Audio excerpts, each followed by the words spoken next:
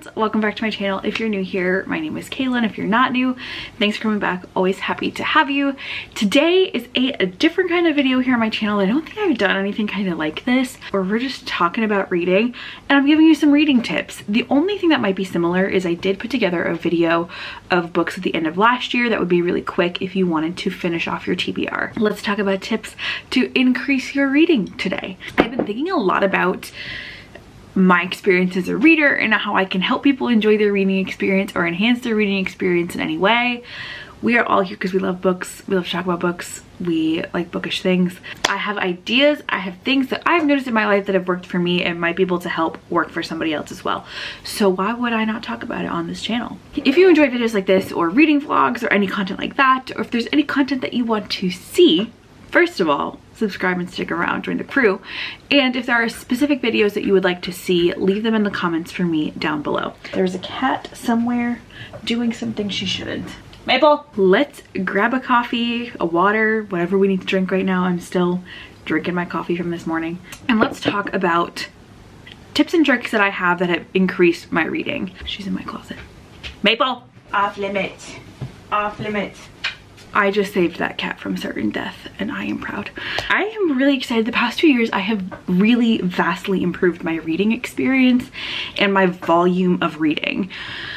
I will say pandemic time kind of rolled around and my reading really fell by the wayside. I just was not motivated and into reading. That was also kind of after I stopped working at the bookstore full time.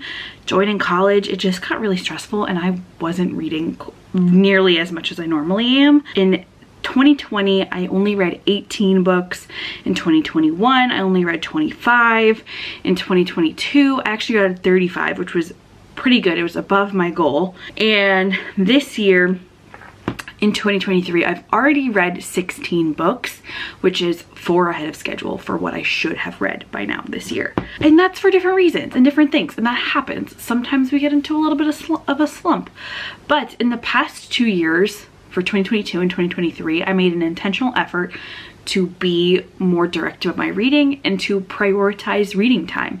And that was a huge step in growing my reading. Being intentional about it, prioritizing it, and doing things to increase my reading. Like if you have any sort of goal, you have to do things to make that happen. I will say this video, if you don't want to feel any sort of pressure in your reading, that is totally fine. I totally get that. A lot of times I don't even want to see pressure in my reading. I don't want to pressure my reading. It's something that I enjoy. But if you do enjoy reading and you want to be able to read more, there are some easy ways to do that without adding pressure. I don't want this video to be a source of stress for people or to feel like you need to pressure your reading experience, that you need to meet a goal. You can just read to read and enjoy reading, and that's totally fine. I, for one, am loving my reading lately, and I'm doing a lot more of it, and I'm doing things to make sure I'm reading more. When in doubt, if you're ever feeling down, it is perfectly okay just to read for the sake of reading, or just to read because you love reading. That's the whole point of a hobby, as something just to do because you love it and simply for the fact that you love it. Feel no pressure here in this video. But if you want to and you want to do some of these things, I hope that you find these tips helpful. So I think I have 8 tips here. I don't have any particular order here, so we are just going to dive on in and talk about things that I have done and I've noticed that have helped improve and increase my reading. At this point, I am fully on track to blow my reading goal out of the water. I'm trying to read 45 books this year, and I will probably be on track to read 50 plus books this year, which is insane. I haven't read more than 50 books since 2018 when I started my YouTube channel. The first tip for you is to get a dedicated reading planner. You don't need to buy any fancy or expensive reading planner. It can honestly be just a notebook where you are keeping track of what you read, what you liked and what you didn't like. What I find with my reading planner is that I notice trends of books that I really like. For example, maybe I'm in the mood to read thrillers and I've noticed I'm rating them higher, and so maybe I'll pick up thrillers because I'll enjoy it more. I also like to set reading time and just keep a record of my reading. My reading planner also has a page where I keep track of the number of pages I've read each day, and sometimes I'm just very fascinated to see how much I've read. There are days where I will read an entire book in 24 hours, which means I've read 300, 400 plus pages in a single day, and that's something that makes me really proud and makes me want to keep reading, and I want to find books that will do that for me. Personally, I use the Little Inklings design Always Fully Booked planner. I think I've talked about this on my channel before. I definitely did like an unboxing, review, and setup video, so definitely go check that out. I will link that in the cards for you. I really love this planner. I can keep track of all the videos I'm planning, the books I'm reading, and what I really appreciate and enjoy is that each month has a space for me to plan my TBR, and at the end of the month, I haven't done it for April, I don't think. I'm a little behind on my planner, I will say. And for January, this planner specifically has a reading wrap-up spread where I can reflect on the reading I've done each month, see my progress, and see how close I am to making my goals. Planner I also enjoy because it has specific reading challenges. If you want to just like diversify your reading or just kind of challenge yourself to read new things, the reading challenges in this planner I think are really helpful to do that. We have a genre reading challenge, a read through the ages, and on the cover challenge, so you read books with specific things on the covers. I can keep track of my reading, I can write down my reading goals, keep up with my progress, and just see what my reading trends look like. It helps me keep organized in my reading, plan out my reading if I feel particularly like I need to plan it. And I like planners. I'm a stationery girl. This is another great thing that I've done recently that kind of relates to the planner. I showed you this pages where you can set a TBR.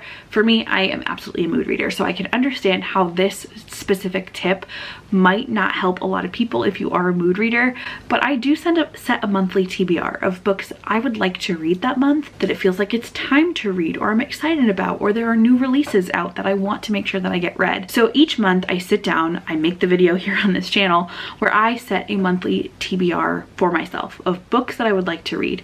Sometimes I get a little overzealous and I pick 9 books I want to read in a month, and I know I'm gonna have no business reading those 9 books in a month. Sometimes I only pick 5 and actually read like 6 or 7 that month, and it's just kind of what I want to read. I also don't force myself to stick to that TBR, but I'm not going to always force myself to just read those books. Along the same lines, I think it's also important if you're going to make a monthly TBR and you have the books on hand to create a dedicated space where you can see that TBR and have those books readily available for you. You can't see it right now because my dog nephew George is blocking it, but this cube here in my little bookshelf cube organizer is my monthly TBR cube. I keep all of the books that I want to read in my monthly TBR right here, so I have easy access to them. If I finish a book and I'm like, what should I read next? I go first to this cube, I see what I'm supposed to be reading or I wanted to read this month, and I pick something from there. If nothing really appeals to me, then we shift it around, and that's fine. But I just think being able to see it and know that you have your TBR in a set list that you can fall back on of things that you would want to read is helpful. This is a tip actually from one of you that left on a comment, I think on my reading goals video. I was trying to read more this year, and I also wanted to try reading more than one book at once. I am very bad at reading more than one book at once. I was so anti reading multiple books. I was staunchly against it because I felt like I wasn't appreciating the stories, or I would start too many books and never finish them. But one of you recommended to try reading multiple books at once, but making sure that there is something differentiating about them. So for example, you can read 2 books at once if they're very different genres or contexts or topics. You're not going to get the books confused, they're not going to muddle together. If you're reading a high fantasy epic novel and a Regency romance, those things are very different. They're going to have very different energies, different characters, different kind of character names, different plot things happening, that you're going to be able to keep them separate in your brain. So reading multiple books at once, you're not going to get confused and confuse the 2 stories. I also find that reading multiple books at once is really helpful, because if I get to like kind of a weak spot of a book or a boring place, I know that there's another book that I'm reading and enjoying, and I can go read that one for a little bit until I start to miss that original book that I started. And I can kind of go back and forth. So the weak spots, I can not have to just suffer through them. I can go still enjoy reading something else and keep making progress until I feel ready to go back and power through that weak spot of that book. One other way that I've also done this is have 2 books going, one being physical and an audiobook. I can have an audiobook on while I'm working and get stuff done and still take in a story, but not confuse it with a book that I'm physically holding, that I'm not trying to do something else, I'm dedicated and focusedly reading on. But the audiobook helps me take in another book at the same time. This is something that I have been doing forever, and I have only really just noticed how helpful it's been in my reading progress and that is to always carry a book with you. I feel like this is like kind of standard if you love books, but like always having a book on hand or closely readily available in case you have a little downtime to read is stupendous. I literally always have a book on my phone, either through Libby or through iBooks, that like if I didn't bring my physical copybook, if I have a little bit of downtime to read, Harry Potter's on here. I can do some reading. I'm gonna kind of recommend to you. I am a large fan of the Bookish Goods. I have several of their sweatshirts, t-shirts, things like that. I did buy her belt bag that is supposed to hold a book, which made, I was like, I'm sold. If I can bring a book with me everywhere and it can fit in my belt bag that has all of my essential things, that would be great. However, I've not found many books that fit in this belt bag, so it's maybe not the most effective. I'm just not sure if I need to like really stretch her out and make room for a book, but it does fit mass market paperbacks. So I hate reading mass market paperbacks, but if I ever have them, they will fit in here. Throw one in your purse, leave a book in your car, just have it with you. So if you have that spot of downtime to read, you show up early somewhere, you got a book to read. I bring a book every day in my work bag because I know I'm gonna take my full lunch. I'm gonna take my hour, I'm gonna eat my lunch really fast, and I'm gonna read for 50 minutes. Little things like that, making sure that you have access to books will help you really increase your reading. And it's kind of a nice little like escape in your day. Like if I go to the dentist and I get there early, I hate the dentist. I'm gonna escape for like 20 minutes before I actually have to go through the torture of going to the dentist. This is a big one, and this is a recent habit for me, but it has made all of the difference, and that is scheduling reading time. Dedicated, focused reading time, and getting yourself into a reading routine. I apologize for the church bells down the road. It's 12:11, so I don't really know what they're ringing for, but let's have a moment to enjoy it. So I recently started a new job. I have a lot of commuting to do on public transit, which is easy, dedicated reading time. I have an hour and a half in the morning, an hour and a half, 2 hours at night. That's 3 hours of reading. But even on the days I don't go into the office, like for example, today I'm from home. I let myself sleep in a little bit, but I still scheduled an hour of reading time before starting my work day to get books read. Like I have reading to do. So I still made that dedicated time in my day carved out specifically for reading. This has also been huge. I have been scheduling a reading time before bed where I'm not on my phone. It is specifically time for me to be reading. Helps me wind down for the day, unless I'm reading a really good book and I get really enthralled. But I have the Hatch alarm clock that sets like a bedtime timer, and the light slowly dims as your timer runs out. So usually I will just press that button on my Hatch clock. I will read for the 35 minutes until the lights go out, and then I close my book and I go to bed. This is one that I haven't been able to do in a while, but I do miss it, and that's why I've been creating read with me videos here on my channel. Read with a friend, buddy reading, even if you start like a book club or you decide to pick up the same book as somebody else and read together, or just, hey, want to come hang out at my house and we can each read our own books for 2 hours, is a great way to get reading done. Body doubling is like a proven productivity hack where if you're just with somebody else, you tend to get more done. I find the same thing for reading. It is also really nice because reading is kind of lonely. A lot of the times it's a thought to be an experience where you're just by yourself in your own little world enjoying a book, and it doesn't always have to be. You can read with somebody else and enjoy your stories in the company of someone else. This is a big one, Do not force yourself to keep reading a book you hate or are not enjoying. It seems very basic, right? Like, oh, if you're not liking it, just stop reading. But I never did this. For some reason, I made myself feel like once I started a book, I was like contractually obligated to get to the end. Do you know how many books I forced myself through that I was like, this is stupid? And I hated it.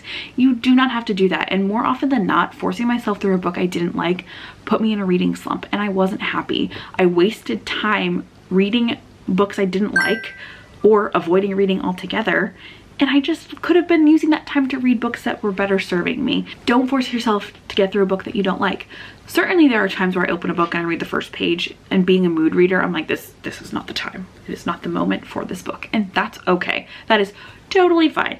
But there are also times where I get like halfway through and I'm like, oh, this book is taking a twist I don't really like, and I don't really want to get to the end and see what happens. And that's okay to give up a book. It is okay to DNF a book. It is better for you to not finish a book than put yourself in a reading slump, reading something you don't like. Take that time that you could be forcing yourself through that book to go read something you enjoy that makes you excited.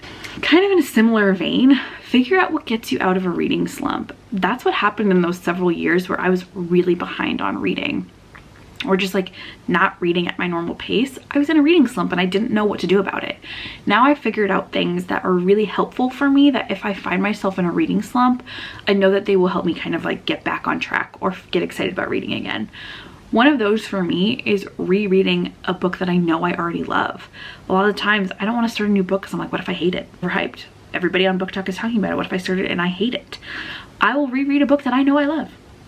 For example, I reread A Court of Thorns and Roses recently just because I love that book and I hadn't read it in so long. And I missed it and I knew I was going to like it. I even liked it better the second time that I read it. It got me out of the reading slump. It got me excited to read again. Harry Potter. It's a classic, beloved, for me, beloved children's book. It has so much nostalgia. I want to go back to those comforting, home-like characters and settings and the plot that I know what's going to happen. I don't have to be stressed about worrying about if I'm going to like this book. I already know that I am. I just have to read it and get myself back into that intentional habit of reading again. Another thing that I find gets me out of a reading slump is I often get intimidated by the length of books. Sometimes if I see a tome or a very long book, I'm like, oh honey, we are not reading that book. We are not gonna make it through that book. If I can pick up an anthology or like a short story collection that has just succinct chapters where you get a whole story within one chapter, that will get me out of a reading slump because I'm slowly adding reading back into my life, but I'm feeling accomplished in that I've finished reading a whole story just within a chapter. I can sit for 40 pages, read those, and I've gotten a whole story. I know the beginning to the end of the plot. And that's really helpful for me. That helps me feel like, okay, I'm getting back into the rhythm of getting in through a story. I'm feeling accomplished in that I'm finishing stories, and it makes me want to read again. And anthologies are usually shorter or break up a longer book into shorter chunks that are a little bit more manageable and a little bit less intimidating. And this is my last tip. I don't even know if it's a tip. It could just be my shopping problem talking, but here we are. Have a lot of options on hand. We've got a lot of books. There are 4 more cubes of this size below this, right? Having a lot of options, a lot of things that I want to read, that I'm excited about reading, that I think I would like to read, means that every time I finish a book, there's probably something on this shelf that I'm gonna be excited to start. I like them, or I like something about the concept, I like the author. I know when I finish a book, I'm not without an option. I'm not sitting there wondering, what do I read next? I just go to my bookshelf and I find something that I might like. And maybe I read a thriller and I'm like, oh, I'm kind of done with thrillers. I want a fantasy, or I'm in the mood for a fantasy. I have a variety of fantasy options here. Or maybe I'm feeling like a rom-com. I got a couple of rom-coms. I could find something that I want to read. And that's just making sure that I have plenty of things on hand, that if I have the time and I have the energy to read, I'm gonna find something to read in my collection. So that is all the tips that I have to get you excited about reading and reading more. If you're enjoying your reading time, how to be intentional about it in your day-to-day.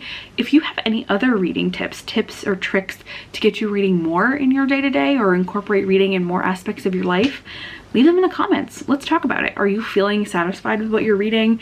Are you feeling like, I'm a little bit in a slump, I don't quite know what to do? Let me know. Let's talk about it, and let me know what you're reading right now. I will see you guys in my next one. Thank you so much for watching this video. Have a wonderful day wherever you are, and happy reading.